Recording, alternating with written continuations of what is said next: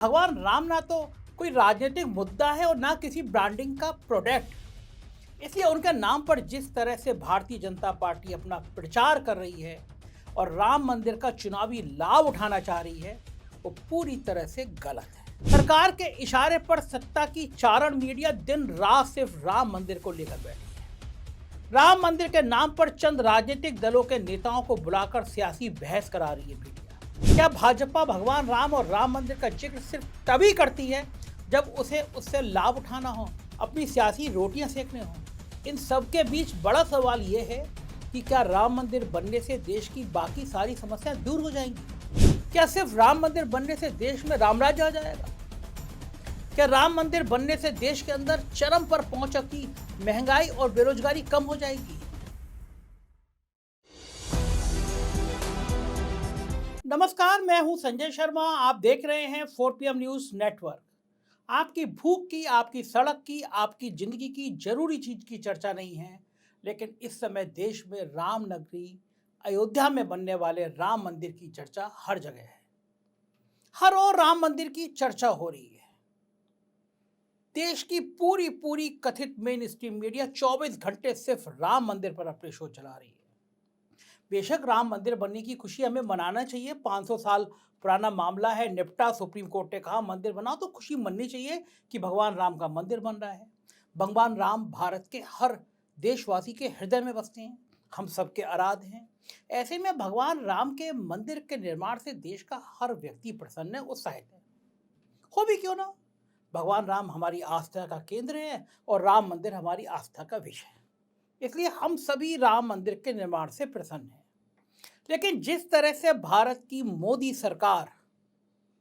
सरकार द्वारा अपने फायदे के लिए भगवान राम और राम मंदिर की ब्रांडिंग की जा रही है, वो सही नहीं है, वो गलत है।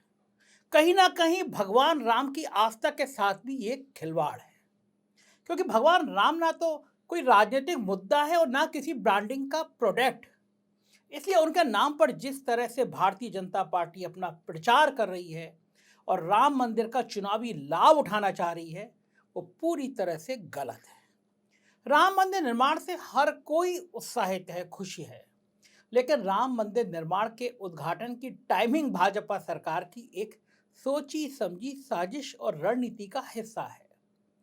क्योंकि 22 जनवरी को जब राम मंदिर का में भगवान राम की प्राण प्रतिष्ठा की जाएगी, मूर्ति रखी जाएगी, तो उसके लगभग 4 या 5 महीने बाद लोकसभा के चुनाव होने हैं। इसलिए भारतीय जनता पार्टी जानबूझकर ऐसे वक्त का चयन कर रही है। मंदिर नहीं बनाया अभी पूरा, केवल भगवान जी की मूर्ति की प्राण प्रतिष्ठा होनी है, इसलिए ऐसा चयन किया जा रहा है लाभ 2024 के लोकसभा चुनाव में मिल सके। भाजपा ने ये सब करना शुरू भी कर दिया है। जिस तरह से मध्य प्रदेश के मैं गया था, वहां देखा था, मैंने खुद देखा था, विधानसभा चुनाव में देश के गृह मंत्री अमित शाह ने राम मंदिर के नाम पर लोगों से वोट मांगा, होर्डिंग लगाए थे वहां पे, उन्हें राम मंदिर के मुफ्त में दर्शन कराने का लालच दिया।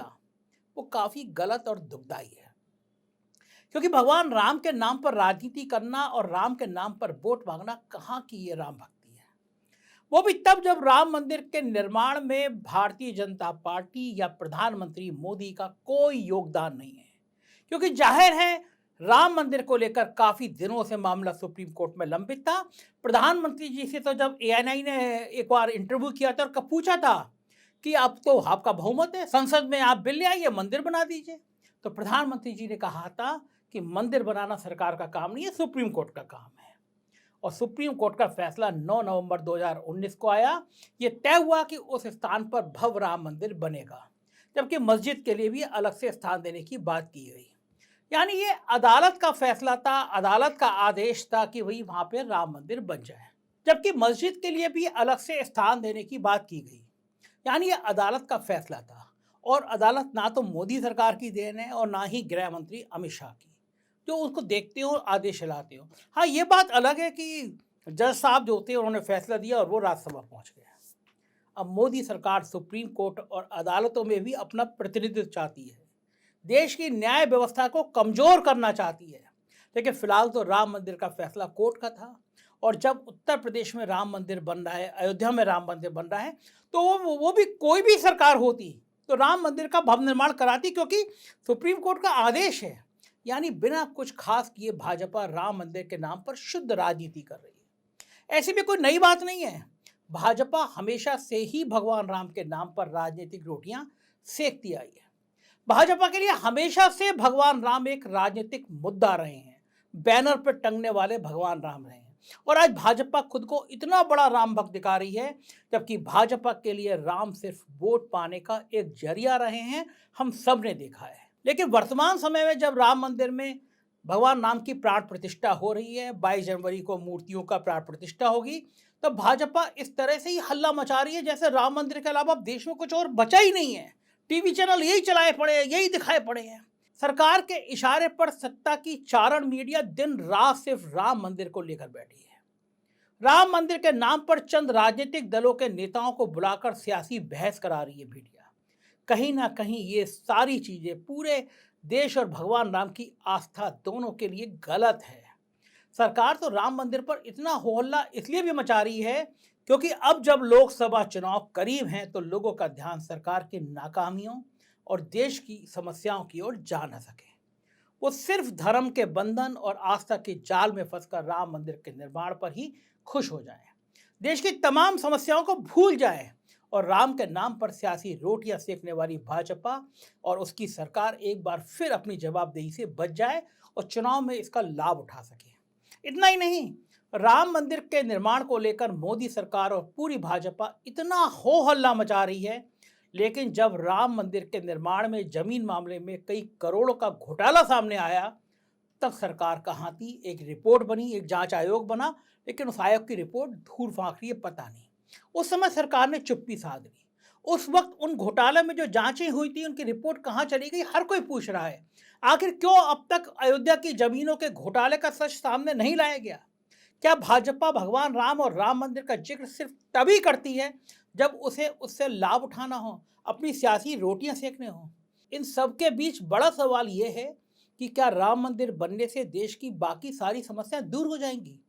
क्या सिर्फ राम मंदिर बनने से देश में रामराज्य आ जाएगा?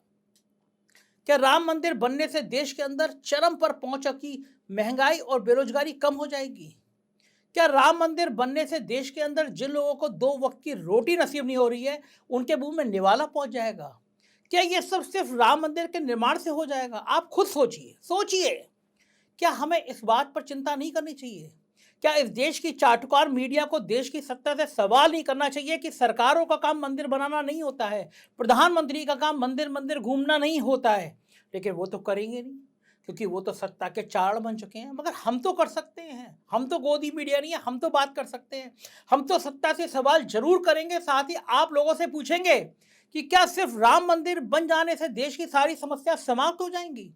क्या राम मंदिर के बनने से देश के अंदर दिन पर दिन बढ़ती हुई समस्याएं, बेरोजगारी, 9 सालों में देश की मोदी सरकार ने जो बेरोजगारी दर जमकर बढ़ाई है, खत्म हो जाएगी?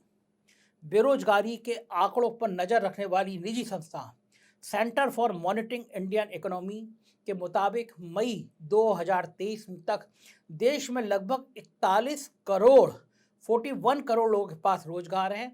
वहीं मोदी सरकार के आने से पहले 43 करोड़ लोगों के पास रोजगार था, यानी यहां भी 2 करोड़ लोगों का रोजगार चला गया।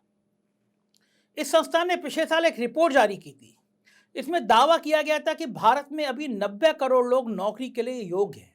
इसमें से 45 करोड़ लोगों ने नौकरी की तलाश करना छोड़ दिया। यहां तक कि 2019 के चुनाव के बाद सरकार के एक सर्वे में सामने आया था कि देश में बेरोजगारी दर 6.1% है। यह आंकड़ा 45 साल में सबसे ज्यादा था। सरकारी आंकड़ों के मुताबिक मोदी सरकार के आने से पहले देश में बेरोजगारी दर 3.4% थी, जो मई 2023 तक बढ़कर 8.1% हो गई। वही संस्था के मुताबिक अक्टूबर 2023 में भारत में बेरोजगारी 2 साल के सबसे ऊंचे स्तर पर पहुंच गई है। देश के ग्रामीण इलाकों में इतनी ज्यादा बेरोजगारी बढ़ी है जिसका असर संपूर्ण बेरोजगारी दर पर दिख रहा है। बिजनेस स्टैंडर्ड में छपी एक रिपोर्ट के मुताबिक centre for monitoring Indian economy limited ने अपने डेटा के जरिए जानकारी दी कि अक्टूबर में बेरोजगारी दर 10.05% तक पहुंच गई है। वहीं सितंबर 2023 में बेरोजगारी दर 7.09% के आसपास थी। ध्यान देने वाली बात यह भी है कि अक्टूबर की बेरोजगारी दर मई 2021 के बाद से सबसे ज़्यादा हो गई है। इसके साथ ही ग्रामीण इलाकों में बेरोजगारी दर 6.20% से बढ़कर 10.82% हो गई है। वहीं शहरों में नई नौकरियां आने की वजह से ये दर गिरकर 8.44% तक पहुंच गई है। यानी मोदी राज में बेरोजगारी दर लगातार बढ़ रही है, लेकिन सरकार उस पर एक बार भी बात नहीं करती, मुंह नहीं खोलती। क्या राम मंदिर बनने से ये बेरोजगारी खत्म हो जाएगी? उत्तर है कि नहीं खत्म हो जाएगी। अब से लगभग 9.5 साल पहले जब देश में 2014 के लोकसभा चुनाव होने थे, तब एक नारा हर ओर गूंज रहा था, बहुत हुई महंगाई की बार, अब की मोदी सरकार। ये नारा भारतीय जनता पार्टी ने दिया था। अब जब भाजपा वाली मोदी सरकार अपने 9.5 साल से अधिक का समय बिता चुकी है, तब वास्तविकता इस नारे से काफी दूर दिखाई देती है। क्योंकि मोदी सरकार में महंगाई में जबरदस्त इजाफा हुआ है। आम आदमी की जेब पर आटा, दाल, चावल से लेकर पेट्रोल, डीजल, गैस सिलेंडर तक महंगाई की मार पड़ी है। पेट्रोल डीजल की कीमतों में आग लग गई है। 9 सालों में पेट्रोल की कीमत 24 रुपये और डीजल की कीमत 34 रुपये प्रति लीटर से ज्यादा बढ़ गई है। पेट्रोल डीजल के अलावा गैस सिलेंडर की कीमत में भी तेजी से बढ़ोतरी हुई है। मोदी सरकार से पहले सब्सिडी वाला सिलेंडर 414 रुपये में मिलता था, जबकि वर्तमान समय में घरेलू गैस सिलेंडर की कीमत 1000 के आसपास पहुंच चुकी है, क्रॉस कर गया है। कई राज्यों में उससे भी ज्यादा है। इतना ही नहीं, 9 साल में 1 किलो आटे की कीमत 52% और 1 किलो चावल की कीमत 43%, 1 लीटर दूध की कीमत 56% और 1 किलो नमक की कीमत 53% से ज्यादा बढ़ गई है। वहीं दालों के भाव में जबरदस्त उछाल देखने को मिल रहा है। यानी आम आदमी की जरूरत के हिसाब से उस पे मोदी सरकार की महंगाई की मार पड़ी है। इसने आम आदमी की कमर तोड़ के रख दी है। लेकिन देश की सरकार और देश की सत्ता की चारण बनी गोदी मीडिया इन बातों को ना दिखाएगी ना बताएगी। ऐसे में सवाल यह है कि क्या राम मंदिर बनने से देश के अंदर दिन दोगुनी रात चौगुनी की रफ्तार से बढ़ रही महंगाई में कोई कमी आ जाएगी? इसका जवाब नहीं होगा।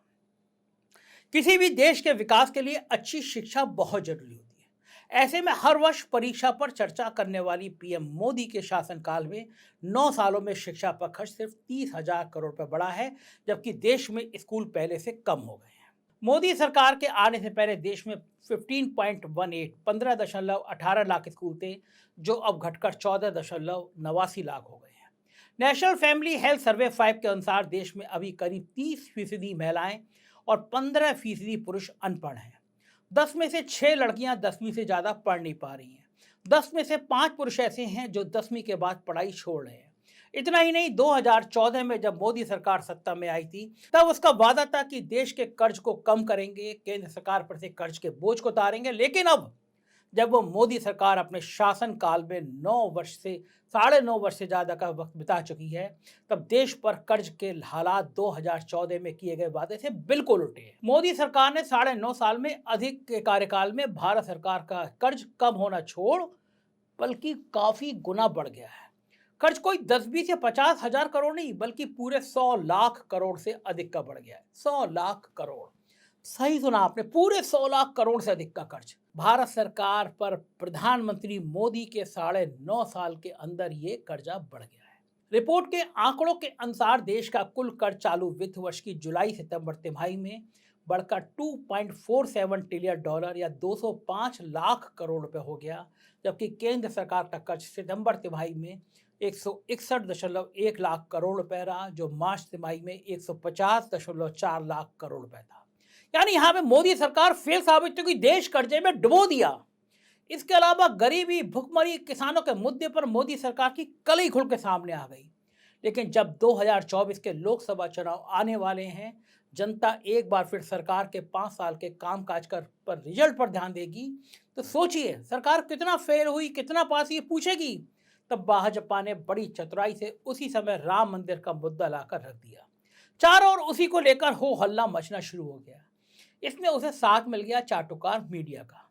लेकिन इन सबके बीच बेवकूफ कौन बन रहा है? जनता, मैं और आप, आम जनता। क्योंकि बेशक राम मंदिर का निर्माण हम सभी के लिए खुशी का पल और उस सब का अवसर है, लेकिन भाजपा इसका इतना प्रचार प्रसार करके सिर्फ अपनी सियासी रोटियां सेक रही है, अपने 10 साल की उपलब्धियों पर पर्दा डाल रही है। देखना यह है कि जनता भाजपा के इस खेल को कितना समझ पाएगी, कितना फंसेगी। आप सोचिए, इन सारे मुद्दों पर बात ना हो, इसलिए दिन भर राम मंदिर, राम मंदिर, राम मंदिर। मंदिर बन गया, बहुत अच्छी बात। आपने देखा है दुनिया का कोई भी प्राइम मिनिस्टर इस तरह मंदिर मंदिर मंदिर घूमता रहता हो?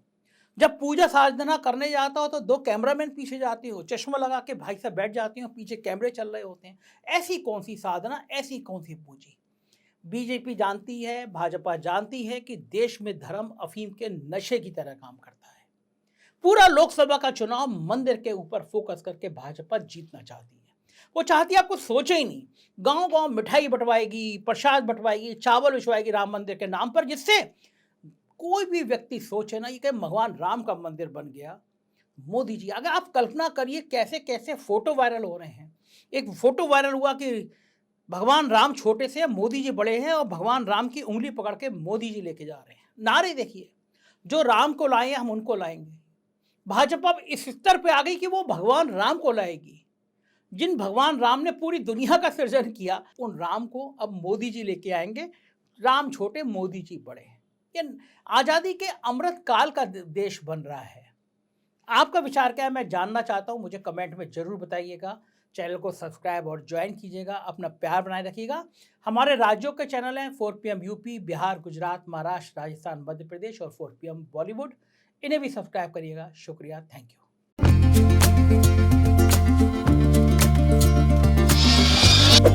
यू।